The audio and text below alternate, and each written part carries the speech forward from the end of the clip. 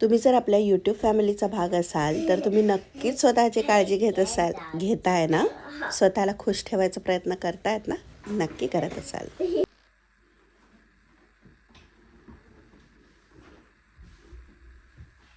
Hello, नमस्कार. कसे आहात तुम्ही सर्व? आय होप तुम्ही खूप मजेत आणि मस्त असाल. आज मला बनवायचे आहे थोडीशी गोड दशमी, कारण मला भुर्जी खायची नाही आहे बाकी, म्हणून मग मी गोड दशमी माझ्यासाठी बनवणार आहे. तर इकडे गूळ थोडासा भिजत टाकला होता मी. आणि गोड दशमीचं कसं, पीठ भिजवलं की आपण लगेचच करतो त्याला, नाहीतर जास्त वेळ जर पीठ मुरत ठेवलं तर ते हार्ड होऊ शकतात. तर बऱ्यापैकी गूळ विरघळलेला आहे, थोडासा बाकी आहे. तर मी तोपर्यंत ना भुर्जी करून घेते. कधीतरी काही नसेल ना खायला तर मग भुर्जी ऑप्शन हा चांगला वाटतो.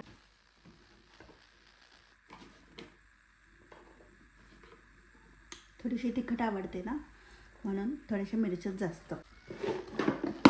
पोळ्या तर करून झालेल्या आहेत आता सगळा. आणि गोडदशमी फक्त मीच खाणारी आहे, त्यामुळे हजबंडला आणि मुलांना थोडीशी भुर्जी. मुलांचं पण जेवण झालेलं आहे ऑलमोस्ट, आणि त्यांच्यासाठी चिकन केलेलं. सो हे चिकन मस्त मॅरिनेट करून तव्यावरच फ्राय केलं. मी सध्या चिकन खात नाही आहे, सो त्यांच्यासाठी केलं होतं. तर त्यांनी खाल्लं छान. आता म्हटलं चला आपलं पॅक करू.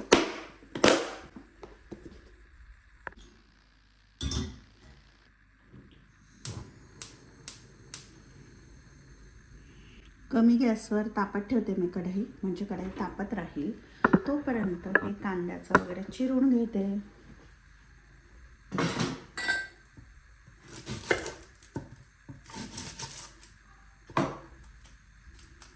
कधीतरी ना असतात भाज्या फ्रीजमध्ये, पण असं वाटतं ना की नको, तेच नको आहे. मग जर तुम्ही अंडे खाणारे असाल तर मग भुर्जी हा एक चांगला ऑप्शन आहे. पटकन होते, किंवा कधी आपल्याला घाईघाईत काहीतरी बनवायचं आहे, एकटेच आहात मग बनवायचं आहे, तर मग भुर्जी इज द बेस्ट. पण आज मला असं झालं की मला भुर्जी पण खायची नाही आहे, म्हणजे मला इच्छा नाही आहे. सो मी मस्तपैकी माझ्यासाठी गोड दशमी आणि त्याच्यासोबत लोणचं आणि दूध. प्रत्येकाची भुर्जी करण्याची पद्धत वेगळी असते.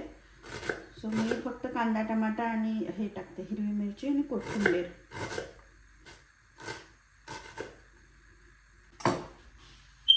तर इकडे कांदा झाला आहे चिरून, आता चिरून घेते टमाटा. व्हायला कमेंट करून ना.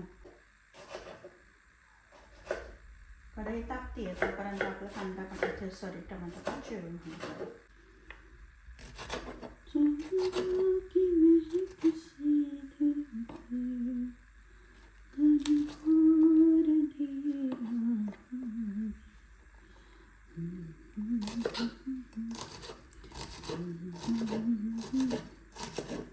मिरची खराब नाही आहे, पण तिचे ना दाणे काळे झाले आहेत. खराब वगैरे तर नाही आहे काय, बघितली नाही.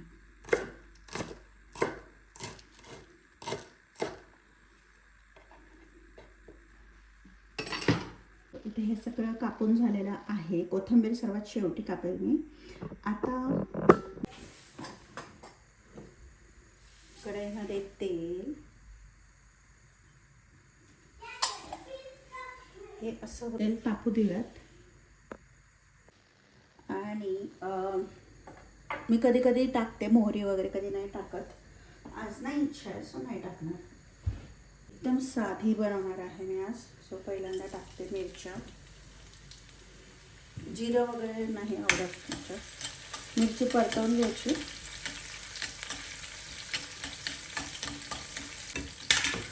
घालणार आहोत कांदा.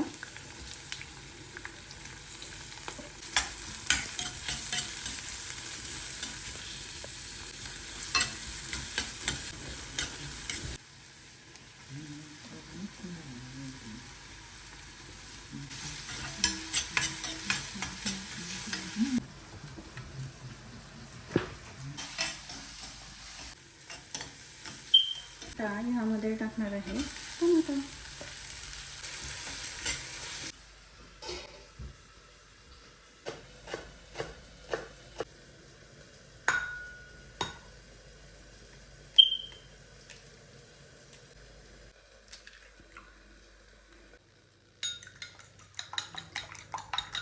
खूप नाही मी त्याला हे करत, थोडंसं ठीक आहे.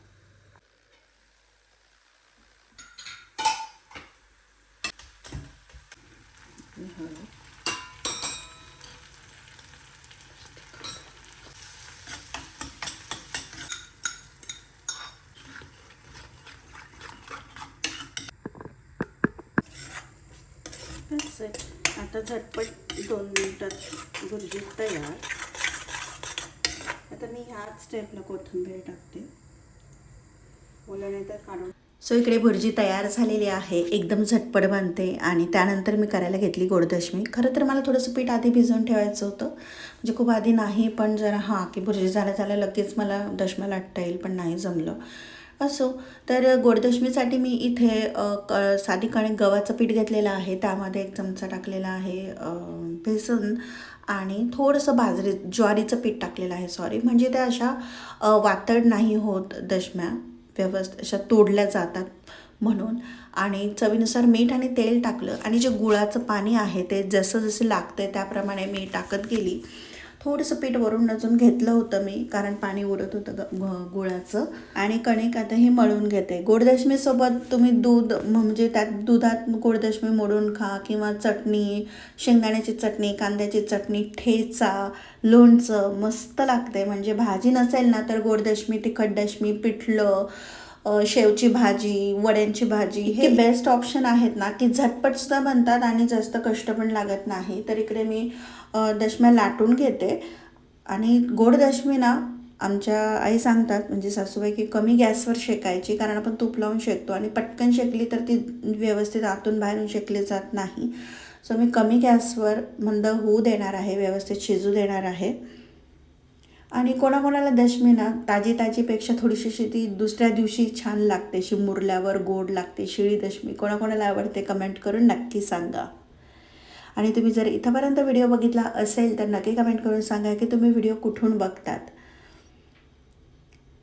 आणि व्हिडिओ आवडत असतील तर चॅनलला नक्की सबस्क्राईब करा. सो दोघी बाजूने मस्त तूप लावून मी गोडदशमी शेकून घेते.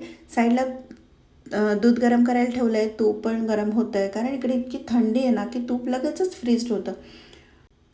तुम्ही काय काय अजून रेसिपीज करता जेव्हा तुम्हाला भाज्या करायचा कंटाळा असेल, किंवा भाज्या घरात नसतील आणि काहीतरी झटपट बनवायचं असेल, तर तुमच्याकडे कोणते कोणते ऑप्शन्स असतात तुम्ही नक्की कमेंट करून सांगा.